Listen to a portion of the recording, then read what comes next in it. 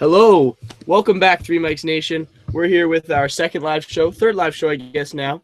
We're talking a little Major League Baseball, NBA, and maybe some NHL. We got an SEC preview on tap today. Should be a great show. Let's get right into it. Major League Baseball. I know that we've had opening week this past week. A bunch of exciting games. Fans are excited. All teams have hopes set high for the year. Patrick, what did you look out for this opening week? I was watching the Jays opening week. They had a bit of an up and down week. Some big wins, some tough losses. We saw Brett Cecil get removed as the closer for the Jays, which is a really big move. And they put your guy, Miguel Castro, in. You love his first save. I'm also looking at the young pitchers for the Jays, how they're doing. We saw Daniel Norris get the win in his first start. Aaron Sanchez didn't fare so well. It's going to be interesting to see how the pitching staff comes together this year. Yeah, the Blue Jays have looked pretty strong this year. I'd say that they're basically 2 innings away from a 6-1 season. I don't know if you agree or disagree with that. You look at that game last night against the Rays. R.A. Dickey, 2 bases loaded walks. That's just unacceptable for a Major League pitcher. It's kind of interesting. Anytime Dickey pitches poorly or pitches well, it's always about, what climate was he throwing that knuckleball in? And it just gotten to a point where people just start to make fun of the whole of, he can't pitch with the roof open, can't pitch with the roof closed. Can he actually pitch at all? I don't know what you guys think about the whole, adjusting his starts based on the conditions. He's clearly been better indoors in indoor games over the last few years, so it's not about John Givens, making sure he's having the Rogers Center's roof closed for those games he's starting. I don't know whether it has a direct impact or maybe it's a psychological impact on him. To be honest, I'm not a big fan of knuckleballers in general, but it's an interesting development. Yeah, Aiden, I know that you're a big Red Sox fan. Why don't you talk a little bit about that other great AL East series we saw this weekend? Yeah, it was a pretty good opening week. They started off, I think that first 2 series were on the road. Really exciting. It was an 18-inning game against the Yankees. Really fun game to watch. And then the third came out and just did not perform very well. A little disappointing to see, but they're sitting at 5-2. That's a good opening week. Probably a lot better than a lot of people would have anticipated. Hopefully they can just keep that going through the latter part of April. Yeah, one team that I'm looking at that was really impressive so far is the Kansas City Royals, starting the season 7-0 after that heartbreaking loss in the World Series last year to the San Francisco Giants. I don't know if you guys saw the Mike Trout, Yolando Ventura fight. No, I did not. Well, essentially what happened is Mike Trout hit a line drive up the middle. I don't think it came that close to Ventura. Anyways, he took exception to it. Says something to Trout as he rounds first base. Trout's driven in to score. Ventura's covering home plate. They exchange words.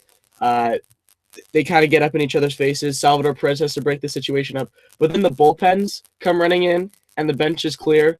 It was a situation that got totally blown out of proportion by some tempers. It was kind of interesting to see one of the stars in the game getting picked on like that. Ventura, obviously, a little fireballer. Do you guys have a favorite to win the AL East this year? To win the AL East, it's a close race. I might give it to the Rays at this point. They got a pretty good team. We saw them get that win over the Jays. They spoiled the Jays home opener. Good pitching. I think the Rays could get it done, but really at this point, I could see any team winning it. Yeah, it's definitely way too early to be making some real predictions. I honestly wouldn't be surprised with pretty much any of these teams winning it. Yeah, one thing I have to add about the Rays is we've seen 5 of their top 10 pitchers in the organization already hit the DL. They should be expecting some of those guys back, so it'll be interesting to see how that impacts the division, if at all. Any AL Central predictions? Obviously, we just talked about that 7-0 Royals team. The Tigers are considered one of the hottest teams in baseball as well. Who do you have there? I think I love the Tigers to win the AL Central this year. They had a hot week opening at 6-1. Miguel Cabrera is just having himself.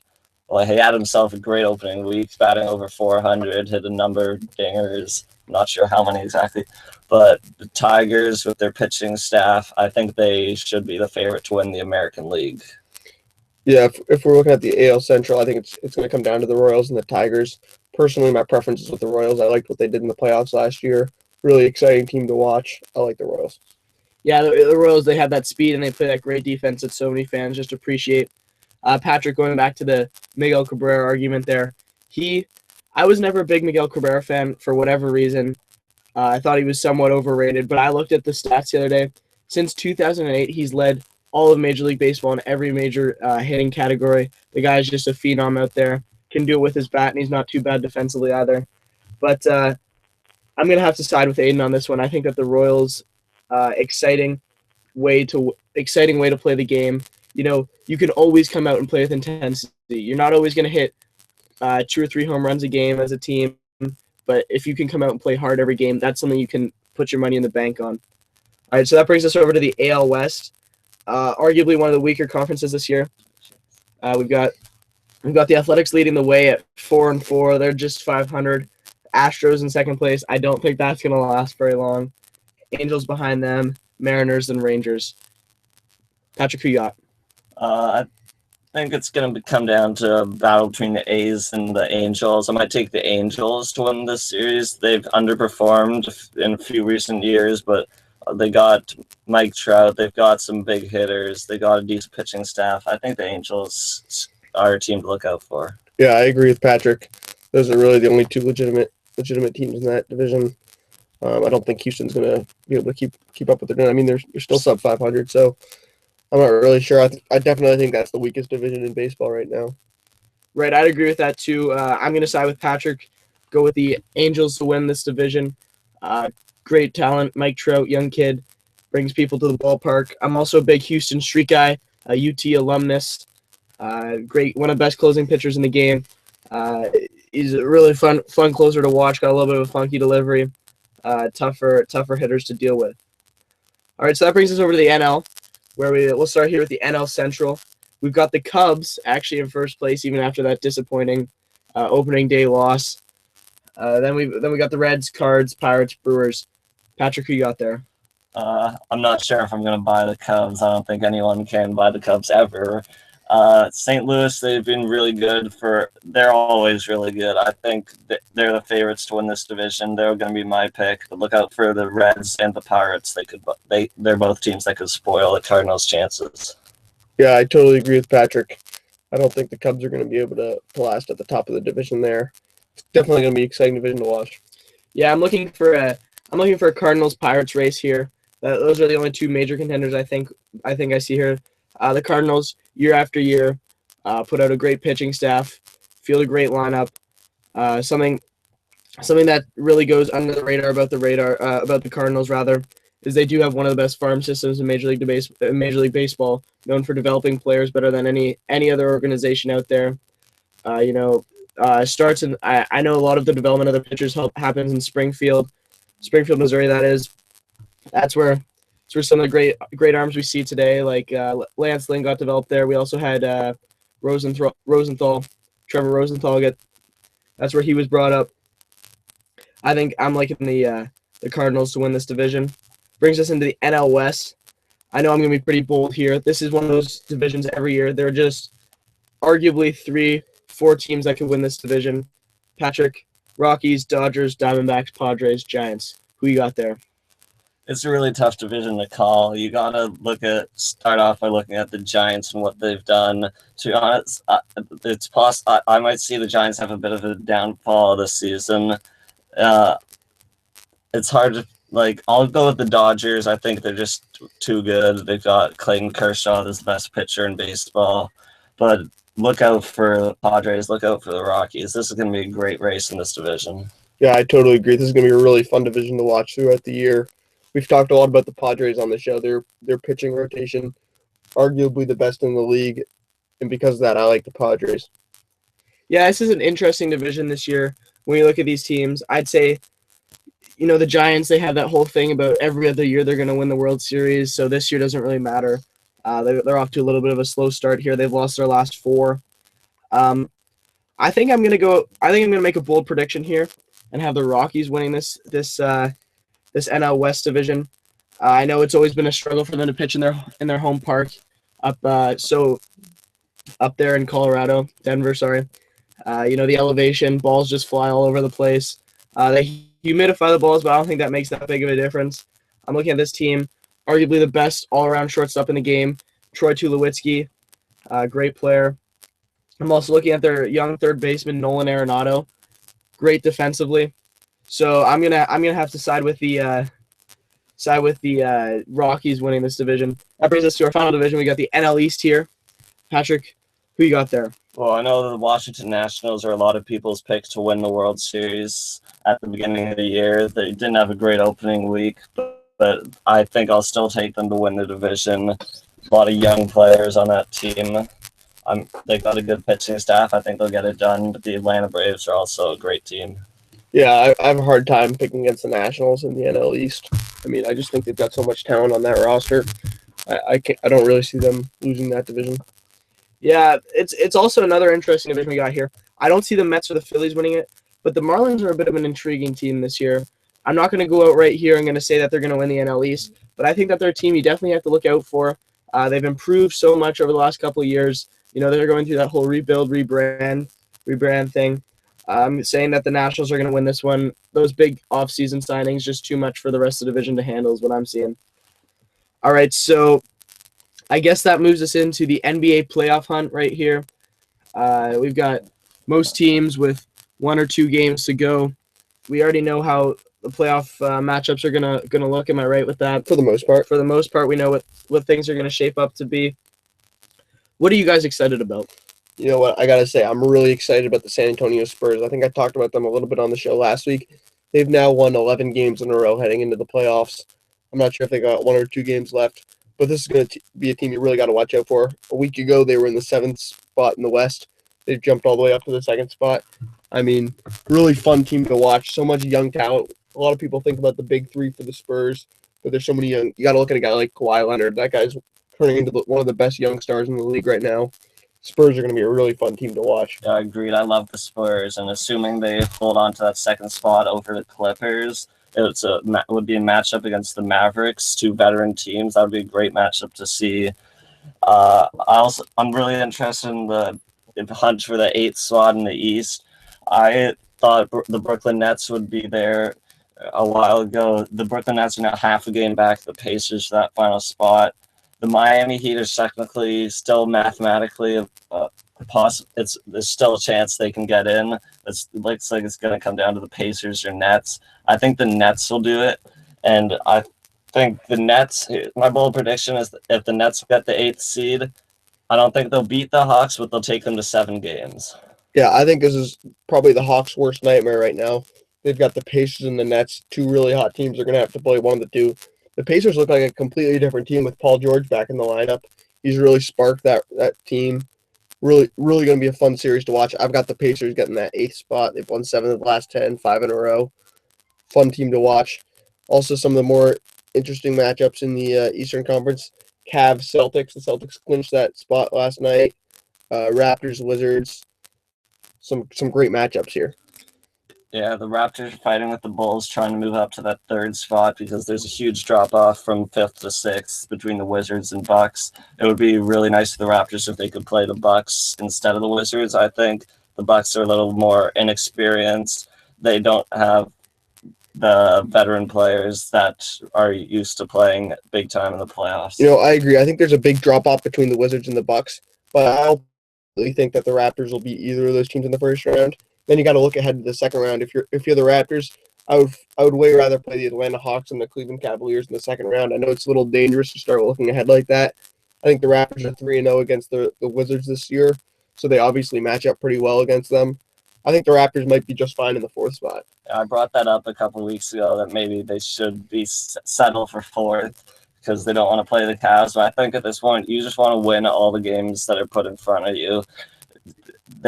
I think it's best for the Raptors to try and get that 3rd seed, try and get to the second round of the playoffs. The Raptors aren't expected to do anything beyond that. So if they can get to the second round of the playoffs, it would be a big deal. I would just play the game if I was the Raptors. I wouldn't worry about where we finish. At the end of the day, if you want to win a championship, you've got to win games. You've got to beat teams that aren't easy to play against. So I don't really think it's that big of a deal. I don't think it should be a concern at all for who the Raptors end up playing in this NBA playoff schedule. Yeah, if they want to make it to the finals, they'll have to play the Caps no matter what. So it's just a matter of when. Right. Something I'm intrigued about here, Golden State Warriors, obviously one of the best, if not the best teams in basketball. Something I'm really intrigued with is their 38-2 record in Golden State and how much of a major factor that will play, seeing as we're going to have home court advantage all the way through the playoffs. Yeah, I was about to mention that. I think people talked about the depth in the Western Conference. To me, the top two the teams we're going to see in the Western Conference final are definitely going to be the Spurs and the Warriors. You talk about it. They've only lost 2 games at home this year. They're going to have home court advantage throughout the playoffs. But I ultimately think the Spurs, come playoff time, they've got what it takes to try and knock off the Warriors. All you really have to do is steal one game up there in San Francisco. It's gonna be a really fun series to watch. I think we're going to see those 2 teams. Yeah, it's tough for the Warriors to lose at home, but it's also tough to pick against the Spurs in playoff time. I think one difference here is the Spurs, they no matter who they play in the first or second round, I think they're able to get through those games in either a complete sweep or at most 5 games. I think the Spurs could be challenged a bit more. They could go to 6 and 7 games. You know, they've got some older players, might have trouble keeping up with the intensity a lot of games. So that could be a problem for the Spurs. Ultimately, though, I will agree with you. I do think the Spurs can come out of the West. Yeah, guys, I'm going to go ahead and put you on your feet a little bit here. Who do you have in the NBA championship, and who do you have winning? Well, I just said Spurs for the West. I think the Cavs are hard to pick against in the East. And so it would be kind of a rematch of last year, LeBron James versus the Spurs. So I'll take the Spurs again in that one. Yeah, I normally hate to agree with Patrick, but I agree. I've got the Spurs. I think they're the best team in basketball. I've got the Cavs winning the East. They've got the most momentum right now. The Hawks they haven't really impressed me with their play. I know their record's great. So I've got the Cavs taking on the Spurs in the final, and I've got the Spurs repeating. Right, I'm gonna agree with you guys on the East here, but I'm gonna go off the board in the West. So in the East, I have the Cavaliers winning. On the West, I'm going with the LA Clippers. I think they kind of flew under the radar on this show. They've won their last 6 games, 9 of their last 10. They're one of the great franchises in the NBA. 30-11 at home this year. It'll be interesting to see how they do. So we have a Cavaliers-Clippers matchup. I'm going to have to go with the Cavs, but I think that's going to be the matchup in the finals there. So NHL talk now. Yeah, we've got the NHL talk. We actually have the bracket out now, as all teams have finished their regular season play. We've got a matchup here in the Western Conference. We're going to start with that St. Louis-Minnesota matchup. That's a 1 versus 4. Patrick, what do you got to say about that? St. Louis is a really good team. They played really well last year. They haven't been great in the playoffs in recent years, but I think they'll be able to get through Minnesota in 5, maybe 6 games. Yeah, I agree. It's a team that's struggled in the playoffs over the past couple of years. I think they'll be able to have success this year, though. I like the Blues. Yeah, the Blues are one of those teams that's kind of turned things around. Haven't had a great history, but they've really picked things up come the last few years. They're an exciting team to watch. Great young talent, guys like TJ Oshie. I'm gonna take the Blues in that series. Let's move over to that Nashville-Chicago series, another Western Conference matchup. Patrick, who are you looking at there? Well, Chicago's the 3rd seed compared to the Nashville being 2nd seed, but I think Chicago should be the favorites here. They're so good come playoff time every year. So many good players, great leadership from Jonathan Toews. If Corey Crawford can be hot nets for the Hawks, I think they're a tough team to beat. So I'll take the Hawks in 7 games. Yeah, I agree. I like the Blackhawks. And another thing you got to watch out for is a lot of people say Patrick Kane's going to be making his return in time for Game 1 of that series. Really exciting player to watch. My favorite player in the NHL right now.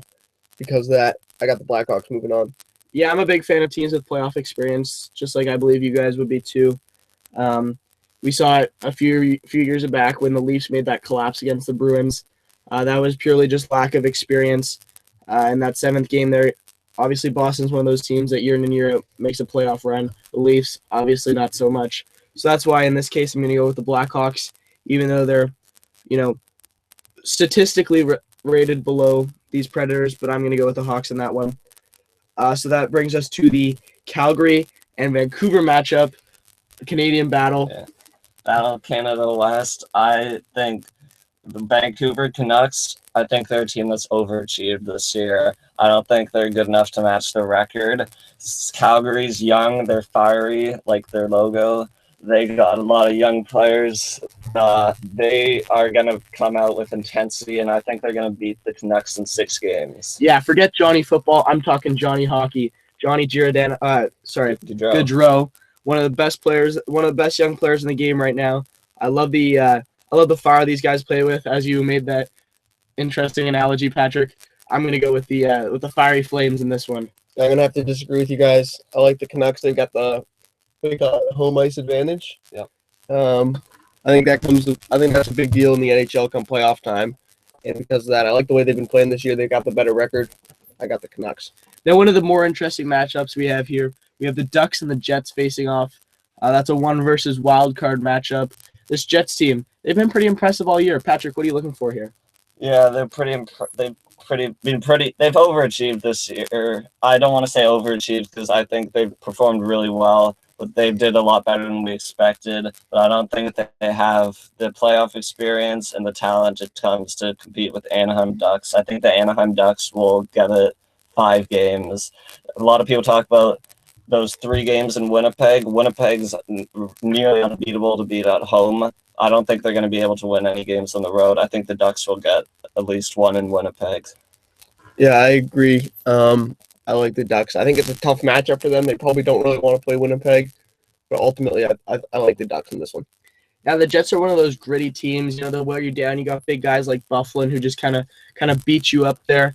It's gonna be an interesting series. I have the Ducks winning personally, but I would not be surprised if we see a few Anaheim players down or a little worn out by the end of it. All right, so that moves us over to the Eastern Conference here. Let's start with another Canadian matchup. We've got teams just 100 kilometers, not even 100 kilometers apart from each other, matching off in the Canadians versus Senators series. Patrick, who you got there? Montreal's the better team. PK Subban is the best defenseman in the league, in my opinion. Carey Price is the best goalie in the league. Montreal is my pick here, and they're going to be my pick to come out of the East. I have to disagree with Patrick. I like the Senators. I know statistically the Canadiens are the best team in the East right now, but I got the upset. Yeah, the Bell Center is a really hard place to win, and that home ice advantage coming into this series, I think it's going to play a major role. The Canucks have been so hot recently, and I think it's time for a team from Canada to have some playoff success, win us a cup. I'm going to take the Canadiens in that matchup. So that moves us to the Lightning at Red Wings, the Red Wings at Lightning series, where Tampa Bay holds home ice advantage. Patrick, who are you looking at there? That's going to be a good series. Detroit has the playoff experience, which I've talked about a lot, but I think Tampa Bay is one of those teams that they're going to get it done. Ben Bishop, the big guy in net, 6'7" goalie. Tampa Bay is a really tough team to play with. I got Tampa Bay. I got the Red Wings. Cool. All right, yeah, I'm gonna go with the Lightning in this one.